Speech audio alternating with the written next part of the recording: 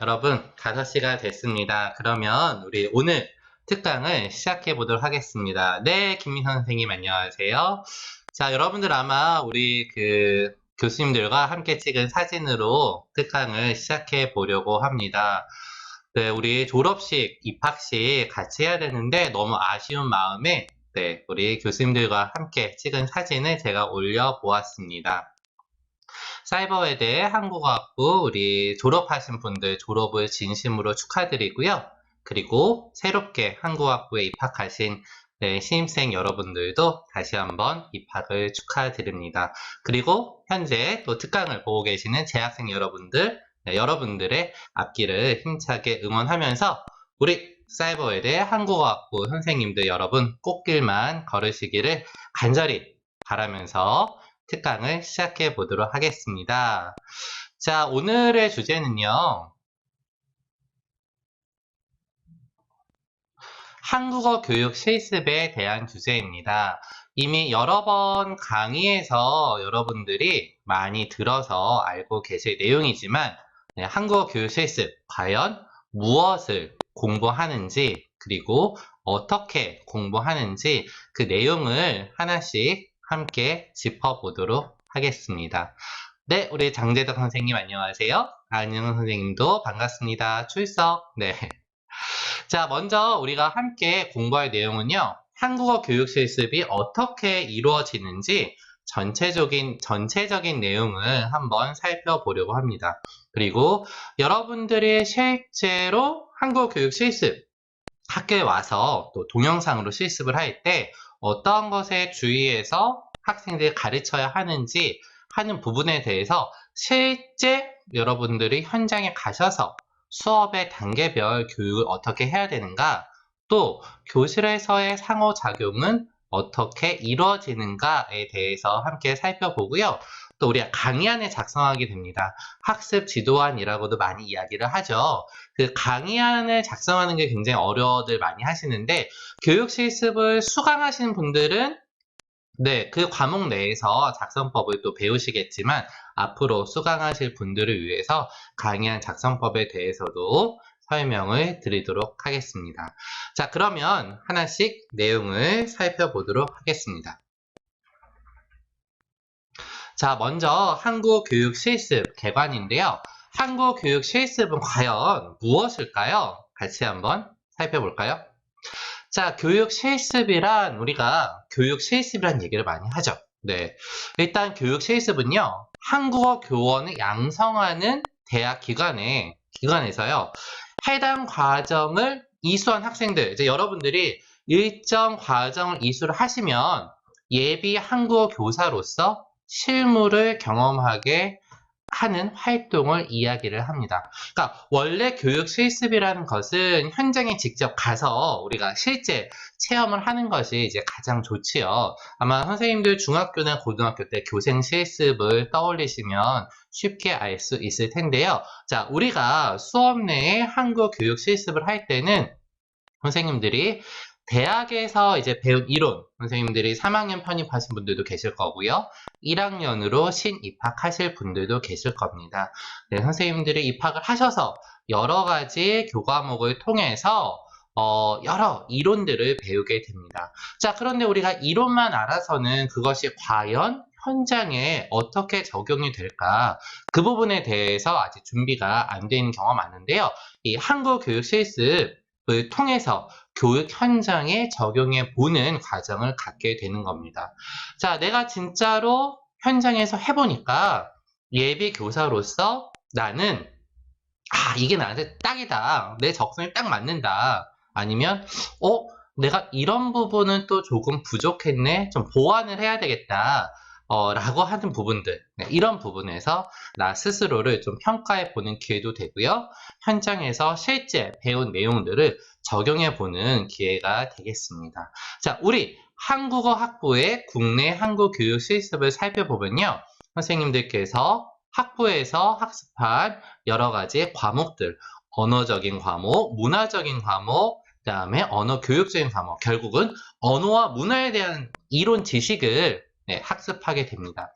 자, 그것을 토대로 현장의 특성을 반영을 해서 실제적인 교수 학습 활동은 이렇게 구성되는구나. 그리고 그 운영 방법은 이렇게 해야 되는구나. 실제 적용해 보는 것을 한국학부의 국내 한국교육 실습에서 주요 내용으로 하고 있습니다. 자, 그런데 이거를 처음부터 들을 수 있다. 그건 아니죠. 네. 왜냐? 배운 이론을 현장에 적용해 보는 것이기 때문에 일정한 수강 자격 요건을 저희가 두고 있습니다. 자, 그래서 국내 한국 교육 실습은요, 충분한 준비가 된 후에 수강하시는 게 좋으신데요. 그 충분한 준비가 뭐냐? 바로 한국어 교육학의 이론과 실제에 대해서 준비를 하게 됩니다. 자, 실습생으로서 그래도 최소 이 정도는 준비가 되어 있어야 한국어 교육 실습이라는 과목을 수강할 수 있다라고 해서 이제 20-1학기 기준을 같이 한번 살펴보도록 하겠습니다. 한국학부 선생님들 그리고 한국학부를 복수 전공으로 하시는 분들은 이제 한국교원 2급 자격증을 발급받게 되실 텐데요. 네, 아래 필수 이수 과목을 포함해서 13영역 8과목 이상 수강하신 분에 한해서 저희가 한국교육 실습을 들을 수 있도록 하고 있습니다. 영역을 보시면 자, 한국어 어문 규범을 필수로 들으셔야 되고요. 그리고 한국어 기초 문법 또는 외국어로서의 한국 문법론 둘 중에 하나를 반드시 들으셔야 합니다. 자, 그리고요. 외국어로서의 한국 교육학 개론 또는 이주민을 위한 한국 교육론 둘 중에 한 과목을 필수로 들으셔야 되고요. 또 외국어로서의 한국어 문법 교육론이나 한국어 교육문법의 지도법 이 두 과목 중에 한 과목을 반드시 들으셔야 합니다. 자, 우리가 이 기초문법이나 문법론, 교육학개론, 이주민을 위한 한국 교육론 문법교육론과 교육문법의 지도법은 1, 2학기 각각 개설이 되기 때문에 1학기에 개설된 과목을 먼저 들으실 수도 있고요. 2학기에 개설된 과목을 들으실 수도 있습니다. 그래서 우리가 또는 이라고 하는 거고요. 그런데 우리 선생님들께서 주의하실 번은 한국어 교육과 언어 교수 이론 이것은 2학기에만 개설이 되기 때문에 2학기에 반드시 들으시는 게 좋으시고요. 혹 2학기에 내가 이 과목을 놓쳤다 하시는 분들은 2학기 겨울 동계 집중학기에도 이 과목이 개설되기 때문에 반드시 들으시기 바랍니다. 자, 교수 이론은 어떻게 교수할 것인가 교수법에 대한 내용을 담고 있기 때문에 필수로 들어가 있는 내용이고요. 이렇게 필수 이수 과목 포함해서 13영역 8과목을 듣도록 하고 있습니다. 이것이 충족이 되어야 수강 자격 심사를 통해서 한국 교육 실습을 수강하실 수 있다는 것 기억을 하시고요. 우리 부전공을 하시는 다른 학부 선생님들도 계실 거예요. 한국어 교원 3급 자격증을 이제 받게 되시는 분들일 텐데요. 우리 부전공 하시는 선생님들은요.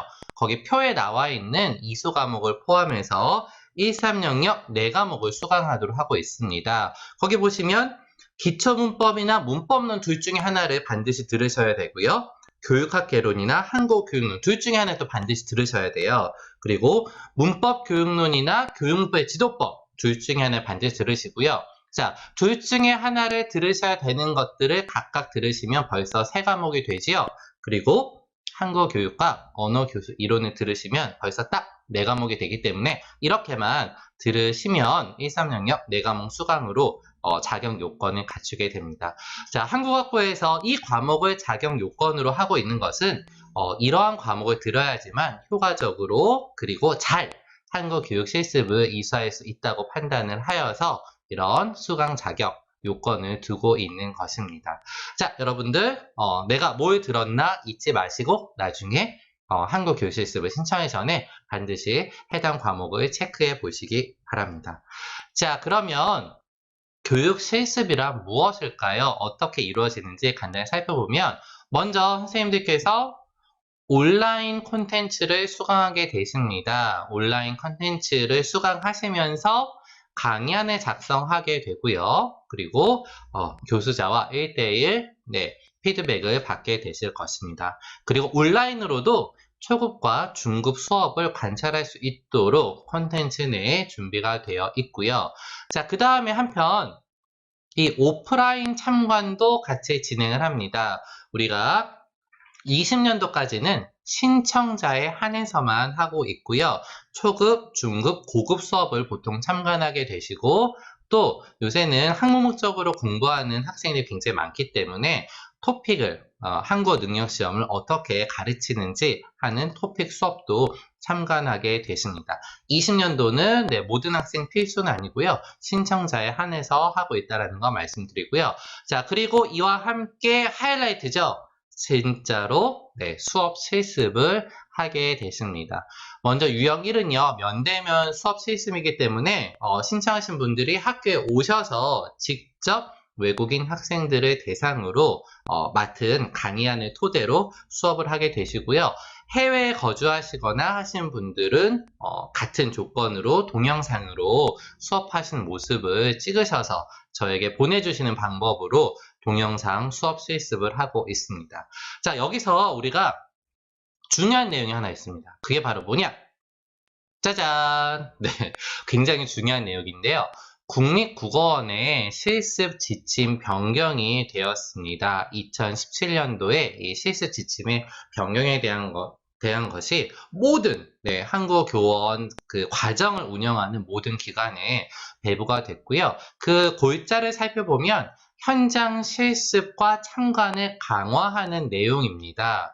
자, 그래서 우리가 2021년부터는요, 한국어 교육 실습을 수강하신 분들은 반드시 9시간의 오프라인 참관을 하셔야 합니다. 네, 그래서 9시간 이상의 오프라인 실습이나 또는 참관을 하셔야 되는데요. 사이버웨대 한국어 학부에서는 2021년부터는 사이버웨대에 오셔서 K-스터디 센터에서 9시간에 참관을 할 수 있도록 그 모든 그런 과정을 마련 중에 있습니다.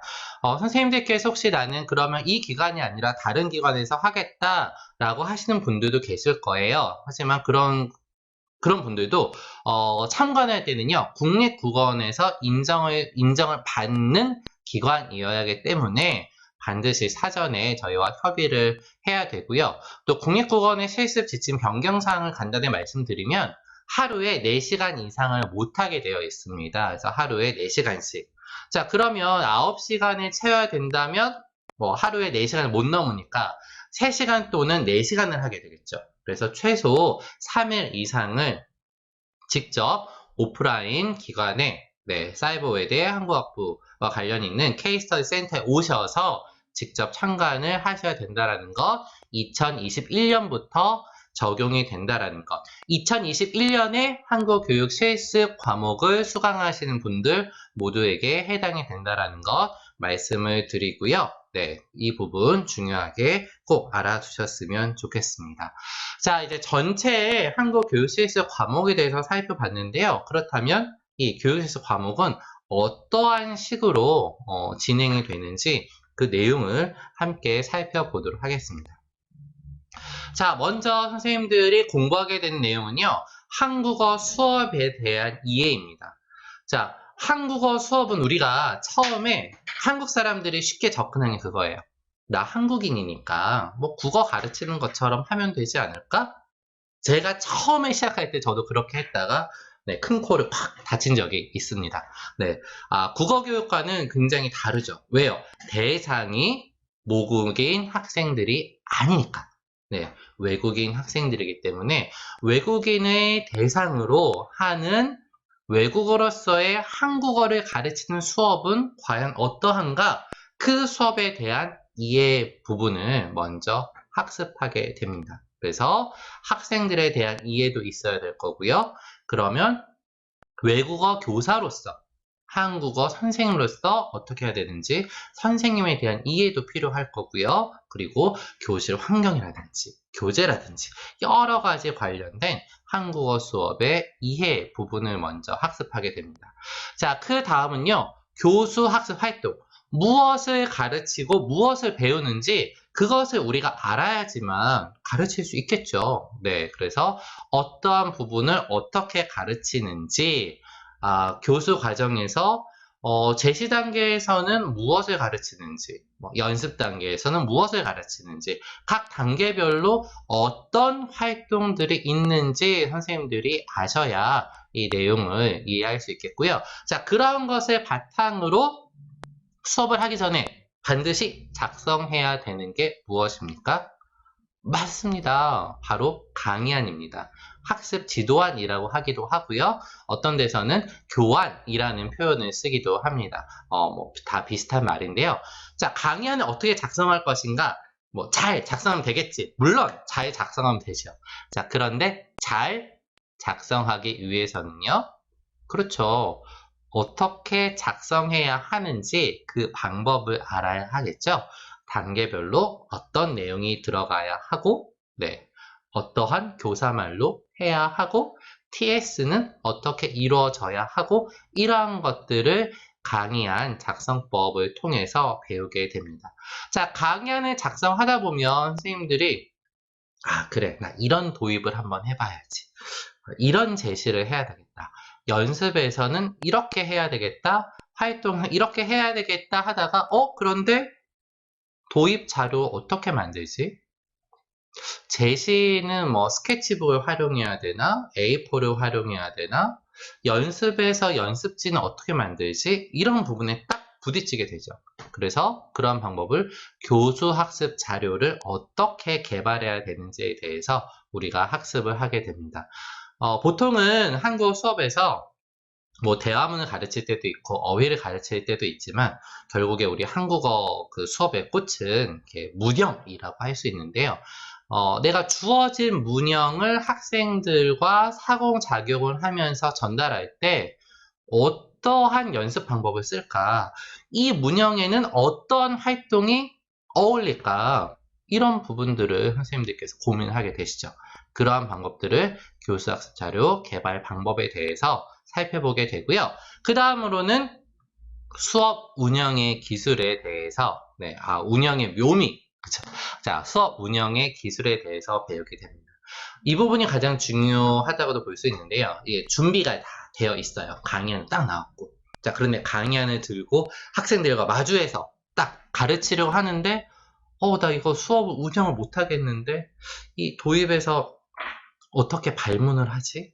학생들과 어떻게 소통을 하지? 이런 부분들을 고민하게 되잖아요. 그리고 그 다음 단계를 어떻게 넘어가지?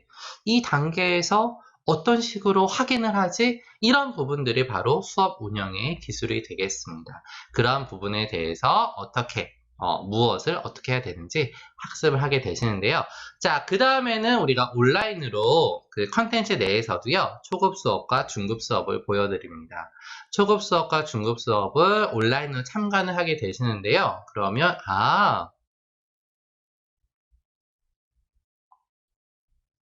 잠시만요. 네, 여기 질문이 하나 올라왔네요. 이렇게 8과목 모두 들어도 된다는 걸까요? 8과목을 모두 들어도 되는 거는 문제가 없습니다. 네, 필수 이수 과목을 통해서 포함해서 그 8과목을 다 들으시면 13영역 8과목이 되기 때문에 8과목을 모두 들어도 되는데요. 네, 그 과목 말고도 다른 과목들이 또 있으니까 아마 그것을 물어보신 것 같아요. 네, 대답이 되셨을 수도 있고 이후 또 우리 선배님들이 또 잘 설명해 주시고요. 수업으로 돌아가 보도록 하겠습니다. 자, 수업 참관을 통해서 선생님들이 현장에서 초급 수업을 하시는, 중급 수업을 하시는 우리 한국어 선생님들 수업을 보게 되십니다. 수업을 보실 때 이제 앞서 학습한 내용들을 토대로 보셔야 되겠죠. 선생님들이 어떻게 학생들을 대하는지, 도입 단계에서 어떻게 이야기하는지, 제시 단계에서 어떻게 이야기를 하는지 그런 부분들을 유의 있게 보시면 되겠습니다. 수업 참관하실 때 저 선생님이 수업을 잘하나 이렇게 보시면 안 되고요. 그 선생님이 학생들과 어떻게 상호작용을 하는지 그리고 어떻게 발문을 하는지 그런 부분들을 이제 중심으로 보시는 게 중요하고요.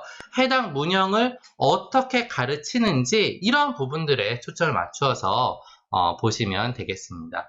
자, 상황까지 하시면 그 중간에 강의안 작성하신 거에 대해서 교수님들이, 담당 교수님들 피드백을 드릴 거예요. 그 피드백을 열심히 보시고 그거에 맞춰서 수정, 보완을 하신 후에 수업 실습을 하시게 되실 것입니다. 수업 실습은요, 학교에 오셔서 직접 하게 되시고요. 동영상으로 이제 하신 분들도, 해외 거주자분들은 동영상으로 이제 하신 분들도 계시는데요.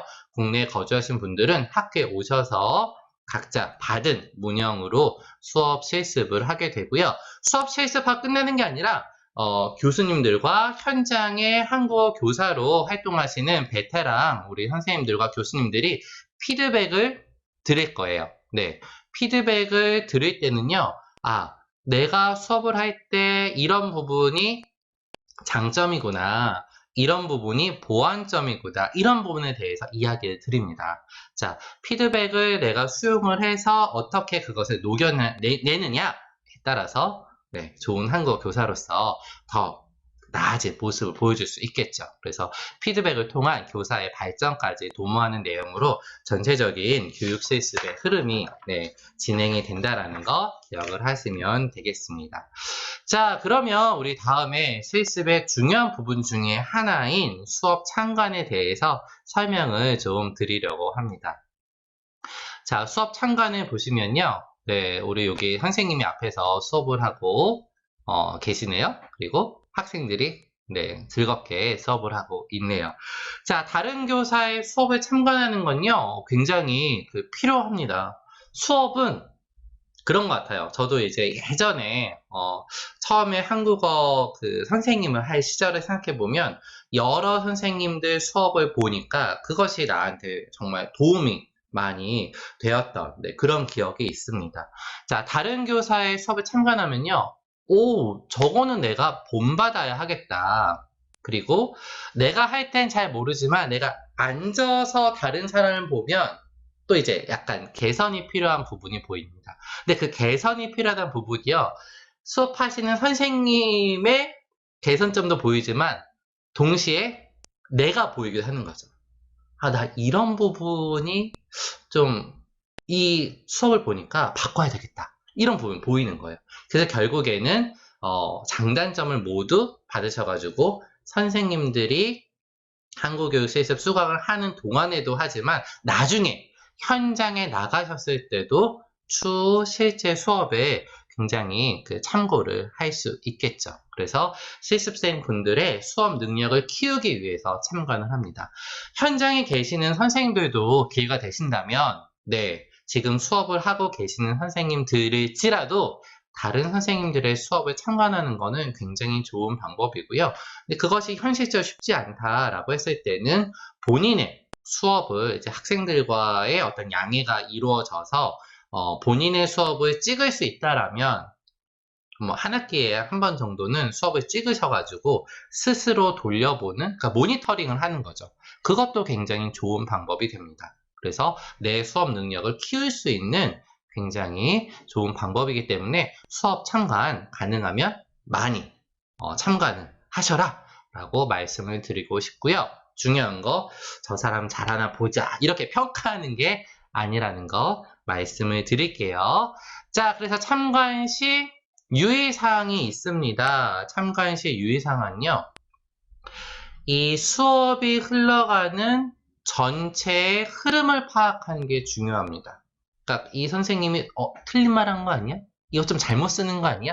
이런 것보다는 전체 시작부터 끝까지의 흐름을 어떻게 담아가느냐, 그것을 좀 초점을 두고 보시면 좋을 것 같고요.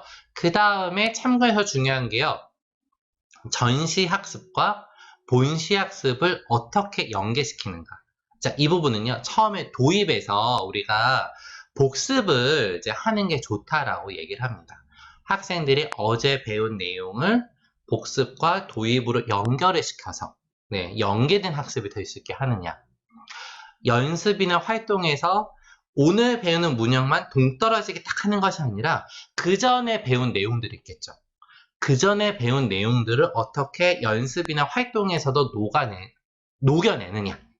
학생들과 상호작용을 할 때도 오늘 배운 것이 그전 거 배운 거 플러스 1이 될 수 있도록 어떻게 연계를 시키는가 하는 부분들을 선배 선생님들의 수업을 통해서 관찰할 수 있다라는 것입니다. 그리고 선생님들이 이렇게 학생들의 수업 분위기를 조성하고 분위기를 환기시키는구나. 이런 방법으로 학생들을 집중하게 만드는구나. 그러니까 수업에 좀 흐름이 있어야 되잖아요. 네, 그런데 그냥 쭉 가는 수업이거나 이러면 집중이 안 되니까 이 선생님은 이런 방법으로 집중을 시키네. 이런 것들에 초점을 맞추면 좋을 것 같고요. 자, 그 다음에 학습자들이요. 재밌어야 공부하겠죠. 동기가 막 유발돼야 되잖아요. 자, 이 선생님은 학생들의 동기 유발을 어떻게 끌어내는지 그런 것들을 우리가 참관해서 보면 좋을 것 같고요. 또 좀 수줍어하는 학생들이라든지 아니면 너무 적극적인 학생들이라든지 여러 학생들이 섞여 있을 텐데 수업에 학생을 참여시키는 방법들을 우리가 또 볼 수 있습니다. 한 시간의 수업을 이 모든 걸 다 알 수 있지는 않아요. 그래서 참관을 많이 하다 보면 이 선생님은 이 문형에서 의사소통식 교수법을 쓰시네. 이때는 또 청각구두식 교수법의 장점을 사용하시는구나.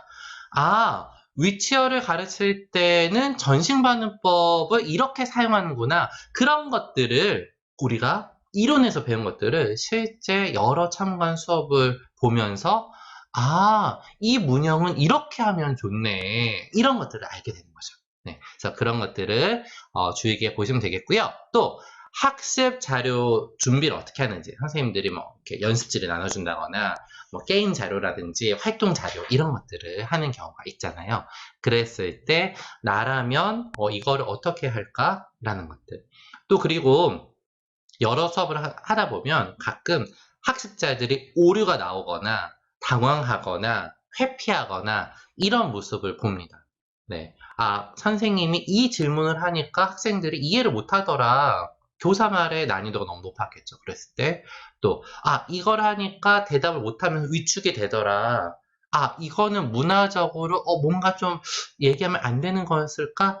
여러 가지 부분들이 많은 수업을 보다 보면 그것이 보일 때가 있어요. 그래서 외국인 학습자들의 심리 상태들, 또 외국인 학습자들은 어떤 수업을 원하는지 여러 수업을 보다 보면 그것을 알 수 있기 때문에 참관을 하는 이유는 이러한 또 목적도 있습니다. 그리고 방금도 말씀드렸지만 한국인이 아니기 때문에 한국어를 가르치면 여러 가지 간섭 현상이 있겠죠. 모국어 간섭일 수도 있고요. 네, 또는 목표에 대한 언어의 간섭일 수도 있는데 그러한 오류가 나왔을 때 이 학생은 왜 오류가 나왔을까?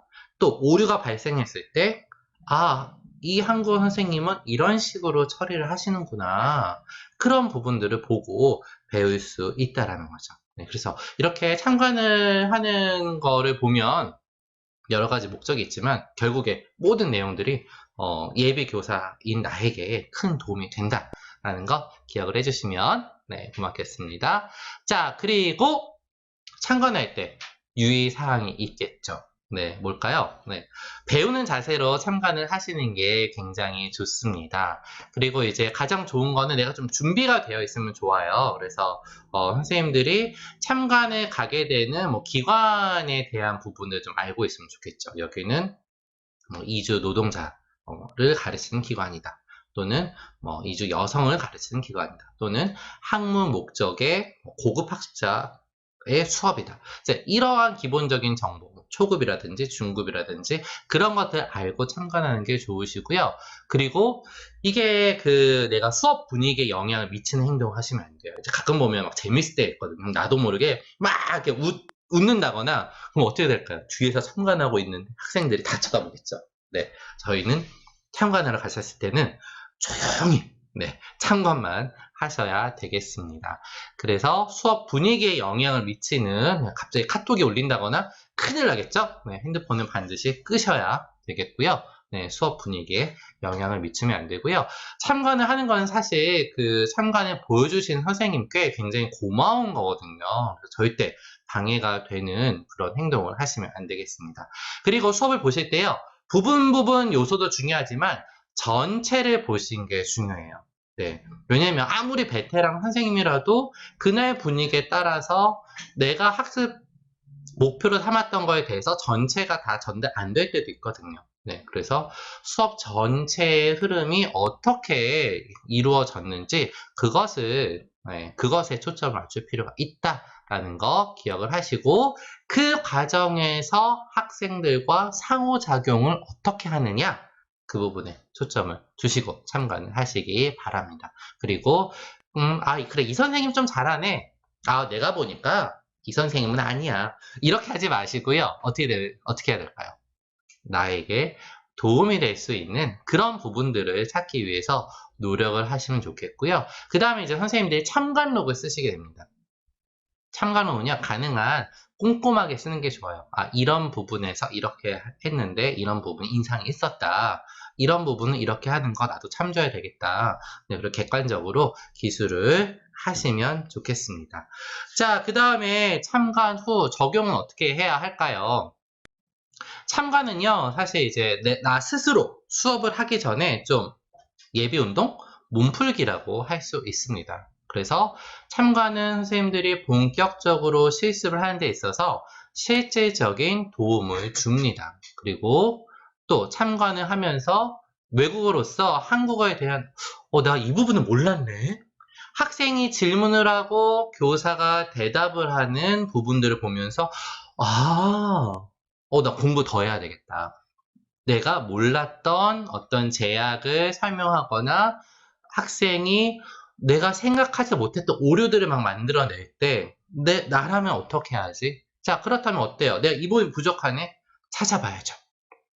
찾아보고 공부를 해야 되겠죠. 그래서 본인의 지식을 점검을 하시고 학습자 이해, 교사말, 특히 우리가 이제 그 실습을 하다 보면 강의하는 피드백을 하다 보면 그러시는 우리 선생님들이 많으세요. 학생들 수준을 잘 모르겠다. 근데 어떻게 말해야 되지? 자, 그게 바로 교사말 사용이 굉장히 중요한데요. 네. 학생들이 선생님 말이 어려워요. 그러면 이제 초보 교사들 중에 그래요? 그러면 선생님이 말을 천천히 하시는 분이 있어요.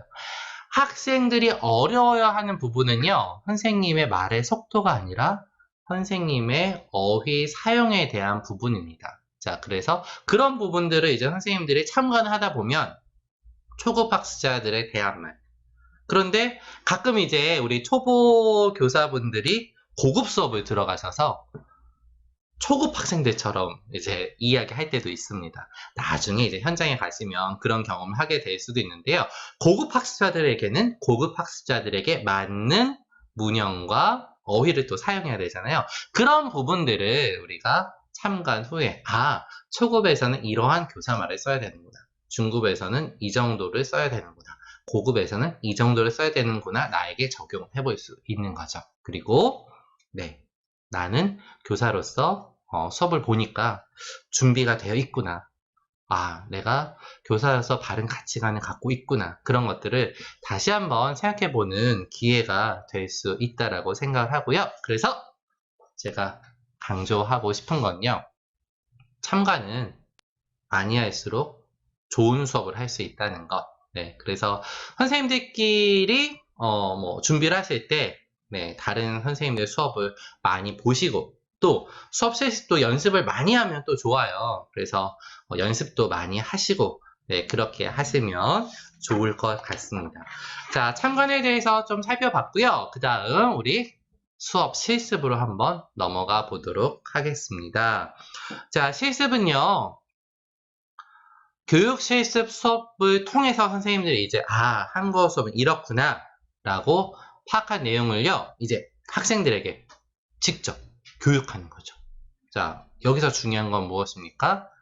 한국 사람 대상이 아니라 실제 외국인 학습자를 대상으로 한다라는 것입니다. 그리고 실제 교실 현장에서 현장 교육을 한다라는 것. 나중에 이제 교원 자격증을 받으시고 현장에 나가시는 분들은 당연히 외국인들 상대로 한국어를 가르치고 그 학생들은 뭐예요? 선생님들에게 한국어를 배우러 온 학생들입니다. 한국 교육 실습을 이수하는 중간에 그 과정에서 하는 수업 실습도요. 실제 외국인 학생들 와서요. 선생님들께 한국어를 배우러 옵니다. 그 시간은 선생님이 되시는 거예요. 그래서 실제 교실 현장에서 교육을 하니까 내가 진짜 능력이 있는가? 네, 교사의 자질과 역할을 이해를 할 수 있게 되고요.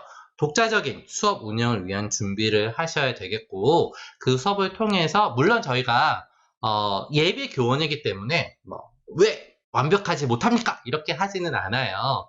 그래서 장점과 보완할 점에 대해서 말씀을 드립니다. 그러면 피드백을 통해서 다시 한번 나를 점검해보고 이제 준비된 교사로 발전하는 기회가 되었으면 좋겠습니다. 자, 그렇다면 네, 이렇게 직접 수업을 하게 될 텐데요. 그렇다면 실습의 목적은 무엇일까요? 실습은 왜 하는 걸까? 그냥 뭐 외국인들 상대로 한번 가르쳐 보면 되지. 그게 아니라는 거죠. 네, 먼저는요. 실습의 목적은요. 교재를 연구하는 방법을 파악하기 위해서 합니다. 이게 선생님들마다 문형을 하나씩 주어지면 그 문형만 보신 분들이 있는데요. 자, 무엇을 해야 될까요? 그 문형이 사용되고 있는 교재를 살펴봐야죠. 그 문형이 사용되고 있는 교재를 살펴보라는 말은 네, 뭐 초급 문형이다 하면 초급 교재를 보시고 해당 문형이 어디 있는지 찾으시는 거예요. 자, 그러면 거기에 대화문이 있겠죠. 그 대화문에서 어떠한 기능으로 이 문형이 쓰여져 있는가, 그리고 그 교재에서는 어떠한 연습을 하고 있는가, 그런 것들을 살펴봐야 된다는 거죠. 그리고 그것뿐만 아니라, 자, 그 대화문이 예를 들어서 10과에 있었어요. 그렇다면 나는 10과만 파면 되느냐? 아니죠. 1과부터 9과까지는 어떠한 내용이 있는지 알아야 내가 1과부터 9과까지 배운 학생들에게 이 10과를 가르칠 때 어떻게 가르칠까 하는 내용으로 접근할 수 있다는 거죠. 즉, 가르치는 교사니까 가르치는 교재에 대해서 연구를 해야지만 실습을 잘 할 수 있다는 것입니다. 자, 두 번째로 자, 이제 교재도 봤어요. 이러한 기능으로 이렇게 가르쳐야 되겠구나. 내 머릿속에 다 있어. 아니요, 머릿속에 다 있지 않습니다. 네, 준비가 되려면 무엇을 해야 됩니까? 학습 지도안을 작성을 해야 되는데, 자, 그것을 작성하는 방법이 처음에 어렵죠. 네, 그래서 작성 방법을 파악하고 계속 고쳐 나가면서 그러한 준비를 하기 위해서 실습을 하는 거고요. 또 학습 자료를 정리하고 필요한 교재나 교구를 준비하는 방법도 수업 실습 과정을 통해서 우리가 알게 됩니다. 그리고 수업 진행에 필요한 세부적인 과업들이 있어요. 네, 말이 좀 과업 하니까 대단한 것 같은데, 그러니까 학생들과 상호작용 어떻게 할까? 학습 목표는 어떻게 달성할까? 내가 이것을 어떻게 맞춰 나갈 건지 그런 것들을 우리가 수업 실습 과목을 통해서 그 방법을 습득하려고 하고요. 또 갑자기 학생이 생각하지도 못한 질문을 한다거나 아니면 갑자기 상황이 안 좋아진다고 했을 때 이때는 어떻게 해야 되지? 내 예상과는 전혀 다르게 흘러갈 때 어떻게 해야 되지? 나는 학습 지도안에서 분명히 김치 먹어봤어요? 아니요 라는 대답을 원하고 먹어보세요를 하려고 했는데 학생들이 네 선생님 저 아침에도 먹었어요. 뭐야? 내 준비가 너무 다르잖아. 자, 이랬을 때 어떻게 이거를 극복해야 될까? 이런 부분들을 우리가 배우는 거죠.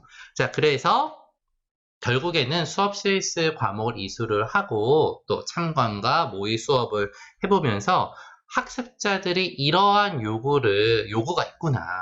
한국어를 배운 학생들은 이러한 니즈를 가지고 있구나. 그것을 좀 파악한 것을 목적으로 하고 있고요. 또 굉장히 중요한 것은 내가 예비 한국어 교원으로 자질이 충분한가, 적성은 잘 맞는가, 그런 것들을 한 번 더 점검을 해보고요. 자, 그래서 그런 것들을 잘 분석하셔서 한국어 교사로 발전을 도모하고자 네, 하는 것이 실습의 목적이 되겠습니다.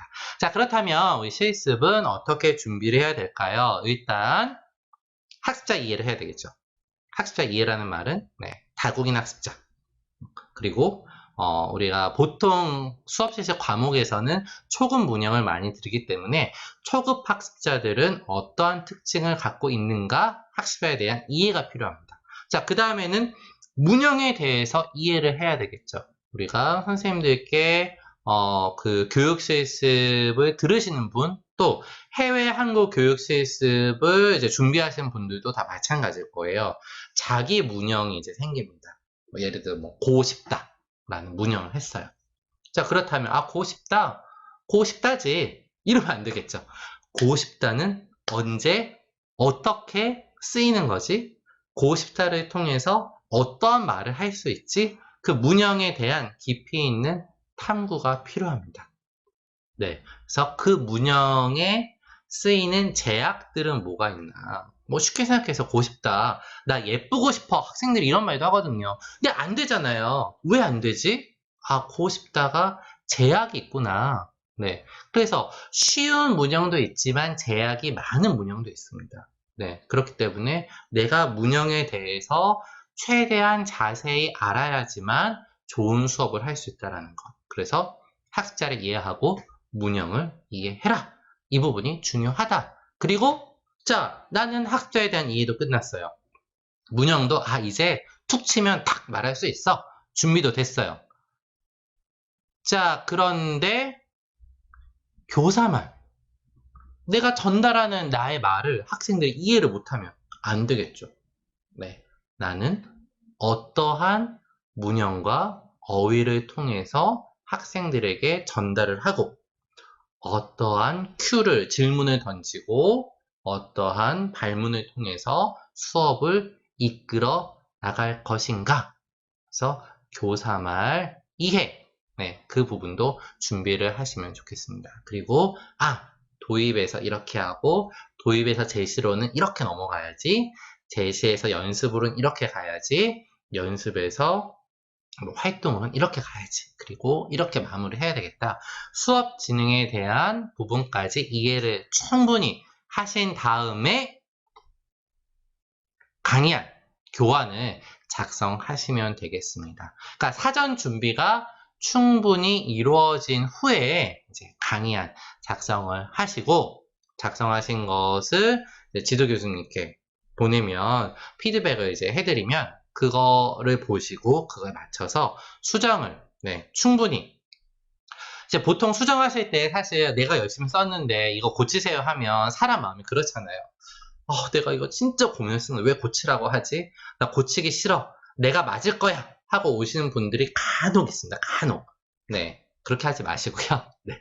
다 우리 경험이 많으신 교수님들이기 때문에 네, 그 수정에는 다 이유가 있거든요. 그래서 그 피드백은 더 좋은 수업을 위해 드린 거기 때문에 꼭 그거에 맞춰서 피드백 내용을 반영하셔서 꼭 수정을 하셔서 수업을 하시면 되겠습니다.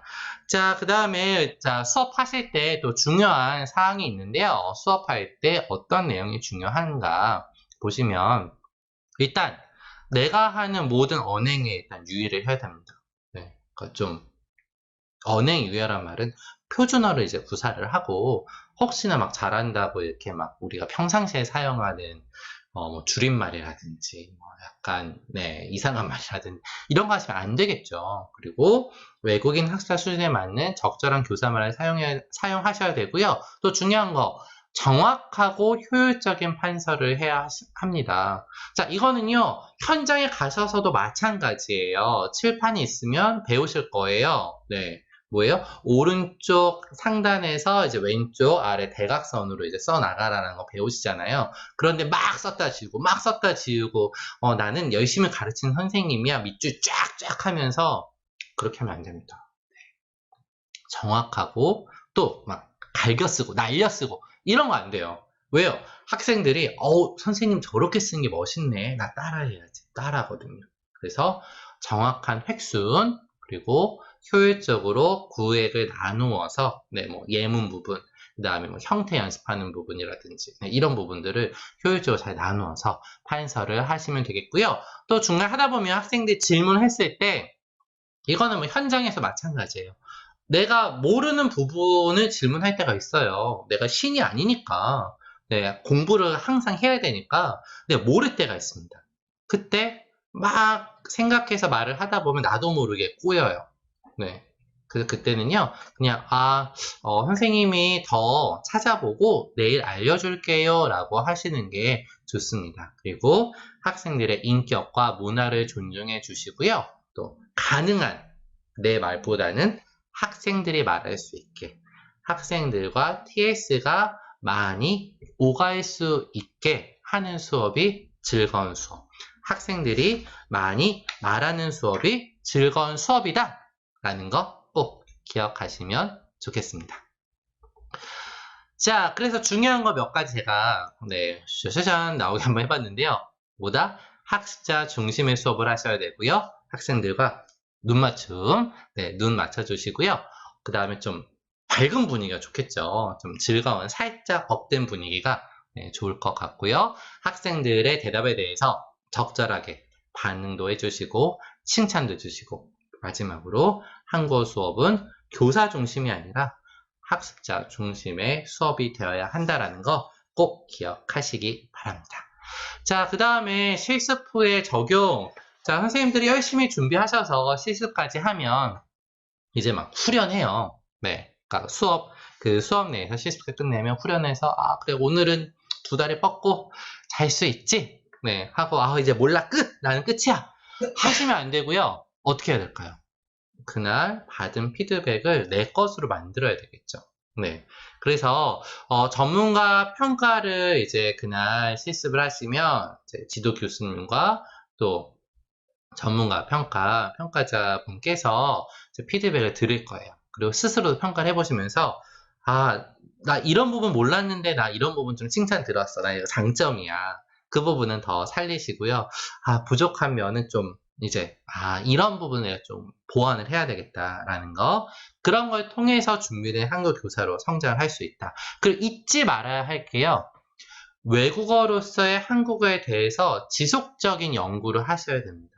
이게 한국어 교사가 이제 현장에 가시면 수업을 하게 되면 수업을 쫓아가느라고 늘 그냥 하던 것만 똑같이 하는 분들도 계세요. 물론 계속 연구하시는 훌륭하신 선생님도 많이 계시지만요. 그래서 우리 선생님들께서는요, 외국어로서의 한국어는 어떻게 바라봐야 하지를 끊임없이 연구하셔야 된다. 제가 그것 꼭 말씀드리고 싶고요.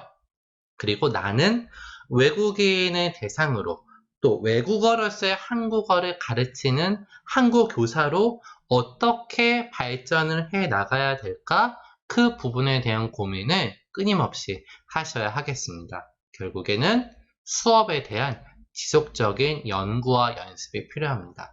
교육실습 과목 이제 수강 끝나고 이제 패스를 하셨다고 끝 하지 마시고요. 또 지금 현장에서 수업을 하고 계시는 봉사활동을 하신 분들 계실 거고요. 실제 수업을 하시는 우리 선생님도 계실 텐데요. 지속적으로 연구하시고 또 연습을 하시면 좋겠다라는 것 말씀을 드리겠습니다. 자, 이상으로 좀 한국 교육 실습의 전체적인 부분, 우리가 실제 그 수업 내용 플러스 우리 한국 학부 내에 있는 수업에 대해서 살펴봤는데요. 다음으로는 좀 내용적으로 들어가 보려고 합니다. 수업의 단계별 특징과 교실에서의 상호작용에 대해서 살펴보려고 하는데요. 네, 우리 50분이 지났는데 5분 쉬었다가 이어서 하도록 하겠습니다. 혹시 차를 한 잔 갖고 오고 싶으신 분들은 한 잔 갖다 놓으시고요. 화장실 가고 싶으신 분들은 다녀오셔서 5시 55분에 다시 만나도록 하겠습니다. 네, 여러분 5분 쉴까요?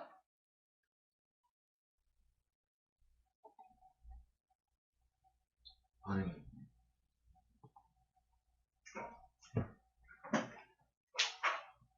마이크 차단할까요?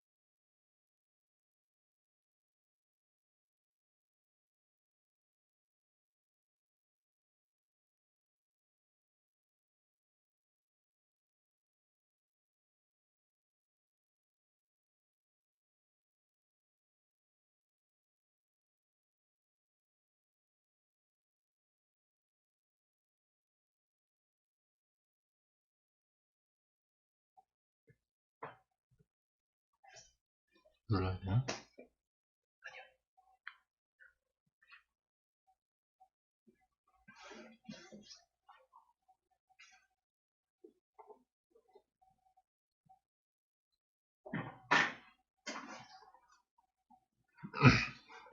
네, 여러분 안녕하세요. 2부를 시작하도록 하겠습니다. 네, 좀 5분 짧지만 잘 쉬셨죠? 네, 우리 수업의 단계별 특징과 교실에서의 상호작용에 대해서 함께 또 알아보도록 하겠습니다. 이 부분은 이제 실제로 수업 실습을 하실 때, 또 현장에서 내가 한국어 교사가 됐을 때 과연 어떻게 해야 되는지 그 부분을 좀 담고 있는 내용이에요. 자, 먼저 수업의 단계별 구성을 보면 이거는 여러분들이 이제 수업 시간에 배우실 텐데요.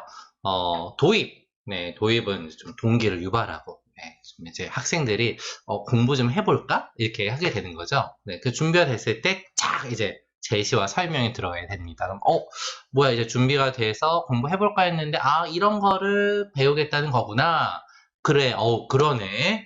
자, 했을 때 이제 연습이 싹 들어가면서, 나도 모르게 학생들이 막 말을 하고 있는 거죠.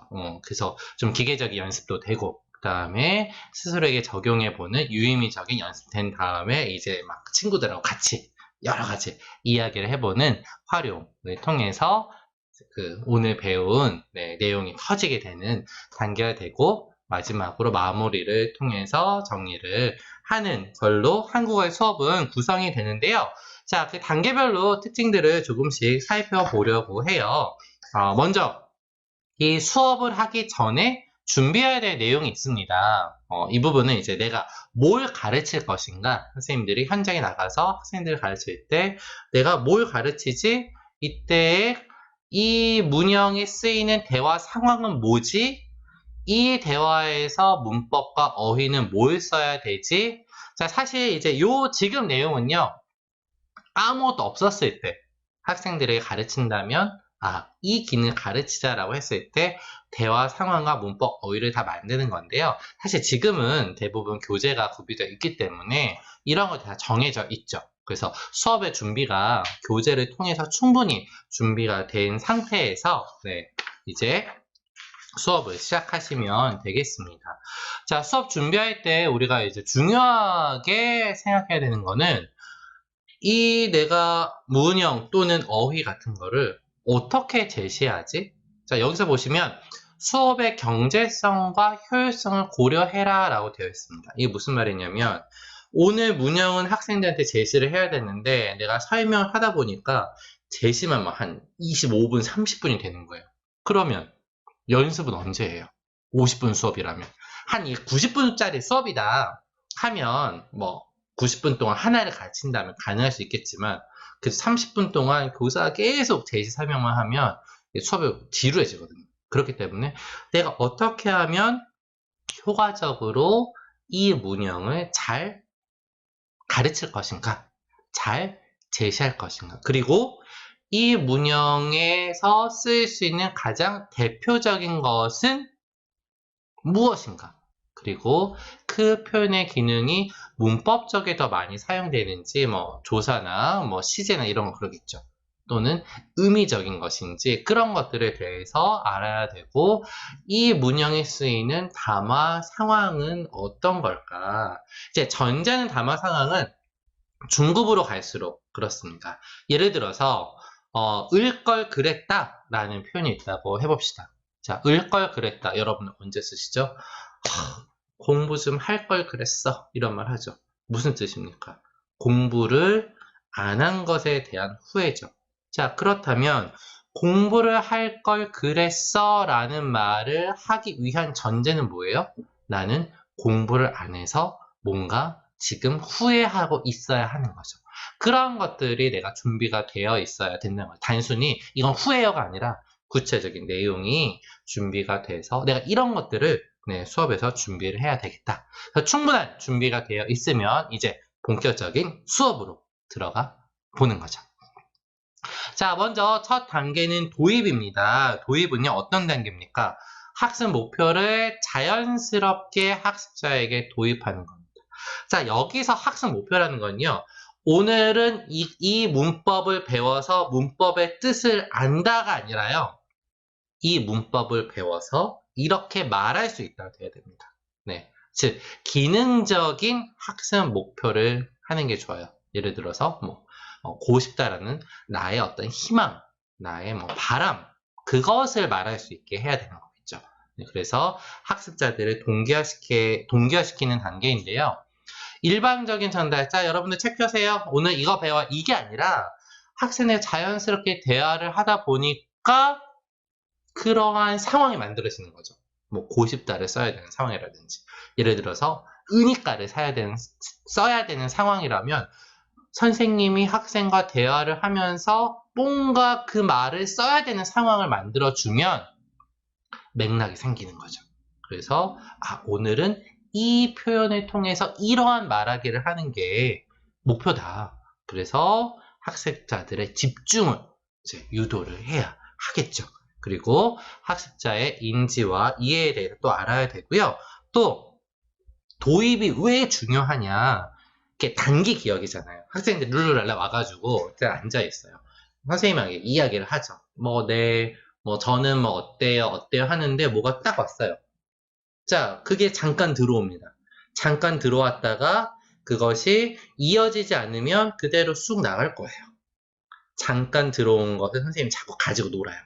자꾸 말을 시키고 그러한 내용으로 끝까지 연결을 하니까 도입에서 그 상황만 잘 연결이 되면 제시 연습 활동까지 아주 스무스하게 즐겁게 흘러갑니다. 그래서 저는 모든 단계가 굉장히 중요하지만 항상 도입, 시작이 반이다라는 말이 괜히 있는 게 아니에요.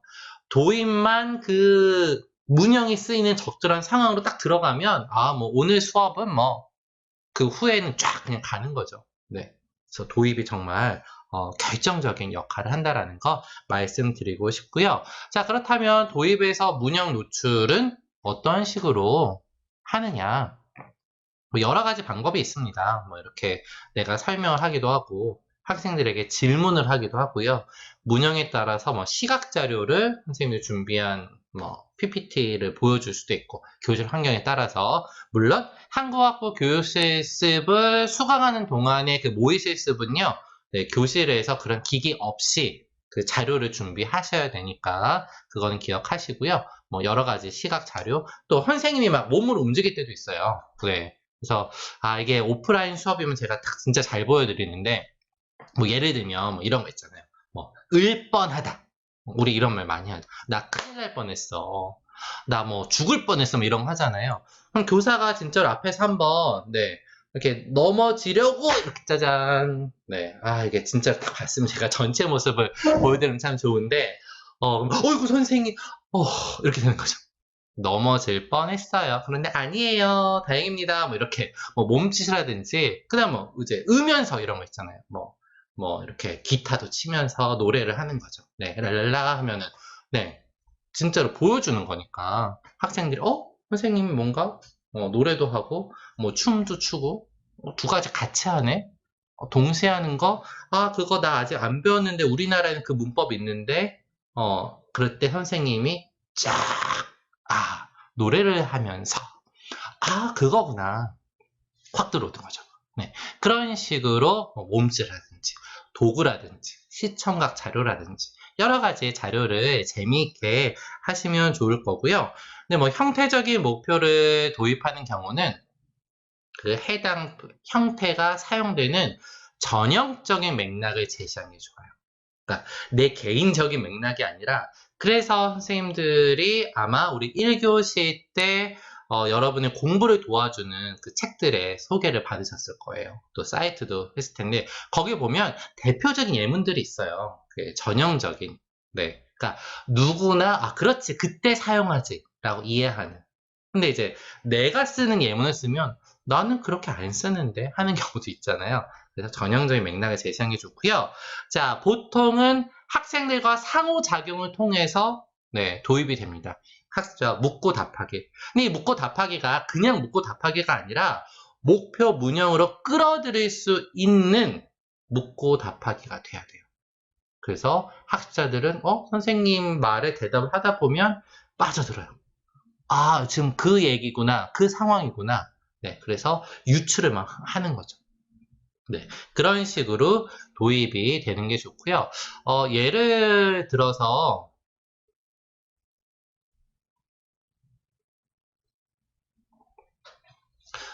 이제 중급에 가면 이유를 나타내는 문형 표현 중에 느라고가 있습니다. 네, 이제 느라고는요, 우리 외국 학생들이 정말 어려워하는, 네, 오류가 정말 많이 나오는 거여서 한번 제가 예를 한번 만들어 봤는데요. 이제 질문을 제가 던졌어요. 아사코 씨, 어제 낮에 전화했는데 왜 전화를 안 받았어요? 제가 전화했을 때 뭐 했어요? 뭐 학생 선생님 언제 전화했어요? 뭐 이렇게 나올 수도 있겠죠. 네. 근데 이제 뭐 학생이 뭐 도서관에 있었어요. 공부했어요. 그래요. 근데 저녁에 전화했는데 그때는요. 자, 근데 여기서 중요한 건요. 제가 뭐 했어요를 물어봤어요. 그러니까 아사코 씨가 저녁에 잤어요. 아, 제가 전하는 시간에 뭐 했어요? 다른 일을 했어요. 그래서 전화 못 받았어요. 자, 어때요?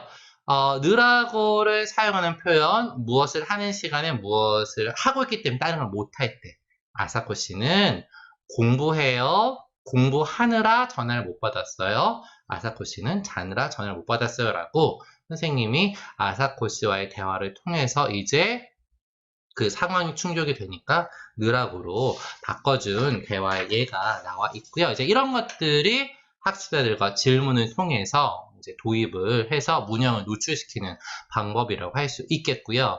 자, 그 다음 방법은, 자, 어하여 보이다. 우리가 이런 말 언제 씁니까? 네, 커 보이다. 작아 보이다. 라는 그런 것 같은데, 이제 것 같은데 뜻이 있죠. 네. 근데, 자, 이런 것들은 자, 선생님들 보세요. 어때요? 위에 게 1번, 아래 게 2번. 뭐가 더 길어요 생각해요? 그럼 이제 보통은, 네, 위에 게, 길어요. 네, 눈으로 보이죠? 네, 어떻게 보여요? 길어요, 보여요? 길어 보여요. 내 눈으로 직접 확인할 수 있는 시각 자료. 이것을 시각적으로 쓰는 이유는 뭡니까? 문형에 보다라는 것이 포함되어 있기 때문에 그렇습니다. 네, 이런 식으로 그 해당 문형에 맞는 여러 가지 도입 방법을 사용을 하셔서 즐겁게 수업하실 수 있을 거고요. 그래서 아까 제가 말씀드렸던 을번화라든지 음연서라든지 이런 것들은 교사가 직접 행동을 할 수도 있을 거고요. 네, 그래서 여러 가지 방법 도입을 재밌게 하고 전형적으로 제시할 수 있는 방법 그런 것들을 고민을 하시면 좋을 것 같습니다. 자, 그 다음에 제시 설명 단계로 한번 넘어가 보죠. 제시 설명 단계에서는요, 이제 학습자가 대충, 문형이 노출이 됐잖아요. 오늘 이거를 배우려고 하는구나. 이런 뜻인가? 자, 아까 느라고 같은 경우는, 뭔가 학생들은 의미적으로 받아들였다면, 의미구나. 이유구나. 이유는 이유인데, 아까 잤어요. 그것 때문에 못했다. 이런 게 있었는데, 네. 그래서 처음에는 그걸 이해한 다음에, 그냥 because인가? 때문에랑 같은가? 어서랑 같은가? 이렇게 생각할 수도 있어요. 네. 자, 그래서 이제 제시 설명 단계에서 구체적인 내용을 알려줘야죠. 문법이나 구조에 대해서 설명을 해야 되는데, 이 단계가 중요한 게 그 문법 항목의 의미, 그 다음에 그 형태 있죠. 받침이 있느냐, 없느냐, 또는 앞에 모음이 이런 거에 따라서 또 이때 어떠한 상황에서 쓰느냐, 활용적 측면까지 모두 교육을 해야 되기 때문에 좀 내용이 많죠. 이거를 학생들이 알기 쉽게 그리고 학생들 상황에 맞게 유의미적으로 학습을 유도해야 합니다. 그리고 이때도 경제적이고 효율적으로 그래서 가장 좋은 방법은 도입에서 나왔던 예문을 그대로 활용해서 그것을 가지고 제약이라든지 구조라든지 이런 것들을 설명하는 게 좋아요. 도입에서 학생어 얘기했잖아요. 그러니까 학생이 얘기한 거는 보통 자기 이야기거든요. 기억하기 훨씬 좋아요. 그런데 그거는 저기 던져놓고 내가 준비한 걸 또 꺼내면 또 판서인데 시간이 가잖아요.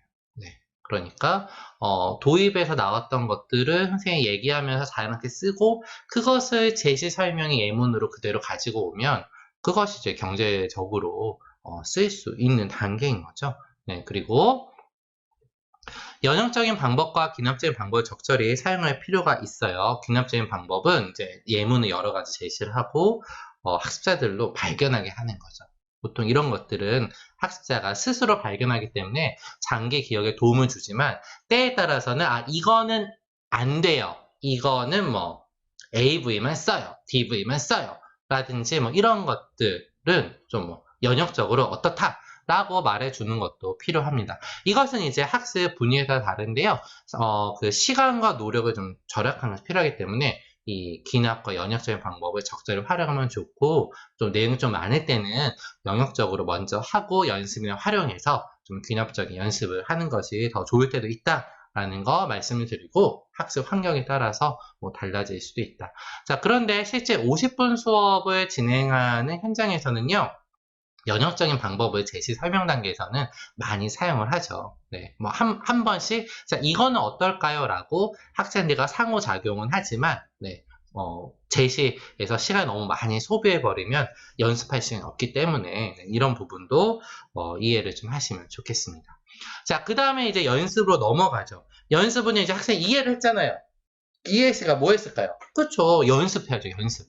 자, 연습에서는 첫 번째로 일단 중급 초반까지는요, 중급 초반까지는 그래도 한국어의 형태, 왜? 한국어는 받침 유무에 따라서 달라지는 것들, 품사에 따라서 달라지는 것들, 그 다음에 어간의 이제 마지막 모음의 형태에 따라 달라지는 것들, 그러니까 즉 형태적인 차이에 따라서 이 형태가 존재를 하니까 형태에 초점이 맞추어진 연습이 어느 정도 필요합니다. 그래서 초급 교재에서는 당연히 다 그러한 기계적인 연습, 통제된 연습이 굉장히 많이 들어 있고요. 그러한 연습을 통해서 좀 학생들이 나 잘 말할 수 있어. 이렇게 좀 연습을 하는 거죠. 그리고 좀 기계적인 연습은요. 숙달도가 낮은 학습자에게는 이제 보고 좀 약간 그 퍼즐 맞추처럼 하는 거니까 효과적이긴 하죠. 자, 그런데 계속 그것만 막 뭐 연습한다. 네. 로봇처럼 계속 기계적으로 받침 없으니까 있으니까 어니까 아니까 이것만 계속해서는 안 되고요. 그 다음에는 누구 씨는 어때요? 네, 누구 씨는 이런 뭐 경험이 있어요? 이때 어떤 말을 해요? 이렇게 학습자 그 스스로에게 자기 이야기를 할 수 있도록 유의미적인 연습을 실시하는 게 좋습니다. 유의미적인 연습이라는 거는 쉽게 생각하면 학생에게 의미가 있는 연습이라고 생각하시면 좋아요. 네. 자, 예를 한번 보여드릴게요. 자, 여기 보시면 AV 아어여보다 AV 아어여 보세요라는 연습이에요. 자, 거기 보시면 보기에 쓰다, 신다, 입다, 타다라는 단어 4가지가 제시되어 있습니다. 자, 이미 단어는 다 제시되어 있죠. 자, 첫 번째 문제 한번 같이 풀어볼게요. 자, 두 사람의 대화에서 이 모자가 아주 예뻐요. 뭐라고 말하면 좋을까요? 네, 어떻게 말해요? 좋아요? 모자를 그쵸 위에 보고 네 써보세요를 찾겠죠. 자, 그렇다면 이 단계는요 학생이 아어여 보다를 배웠어요. 그리고 모음이 어떤 모음에 따라서 바뀌는 것을 배웠어요. 그럼 어때요? 이미 단어 다 주어져 있죠. 그리고 상황도 통제가 다 되어 있죠. 학생들에게 그다지 유의미하지는 않습니다. 바로 이 단계는요 그냥 기계적인 연습이에요. 통제된 연습이에요. 왜 통제가 되어 있느냐? 이미 단어 다 제시되어 있죠. 그리고 상황을 다 교사가 할 말을 통제해놨어요. 왜요? 이 모자가 아주 예뻐요. 이거를 보고요. 나는 싫어요. 이렇게 말하는 백화점 직원은 없잖아요.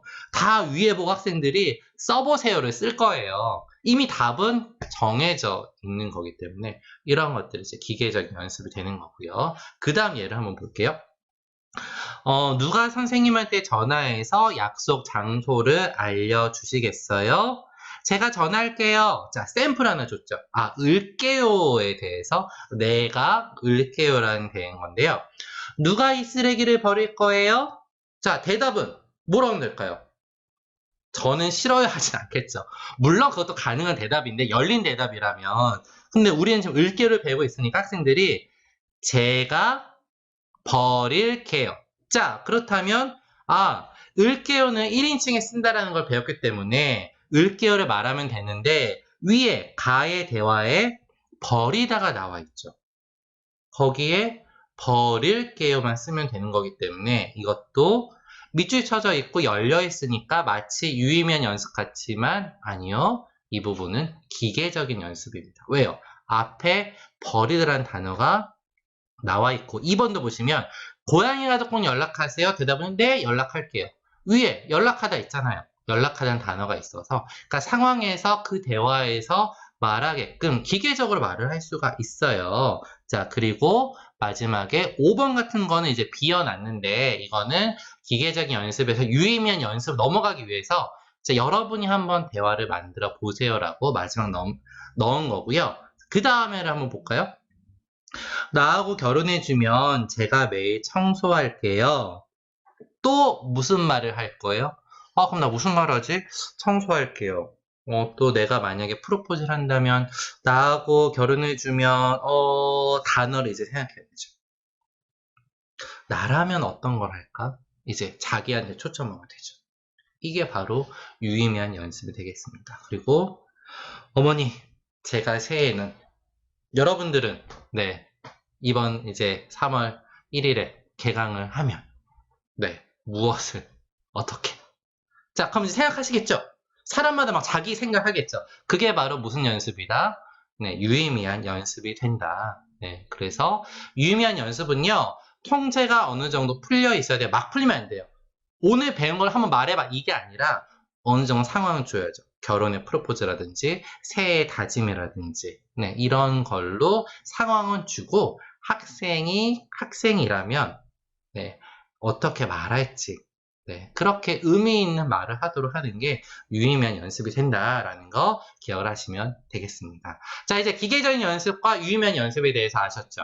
자, 그 다음에는 활용 단계에 활동이라고 지칭하는 부분도 굉장히 많습니다. 활용 활동은 뭐 같이 쓰이는 말이니까 알아두시고요.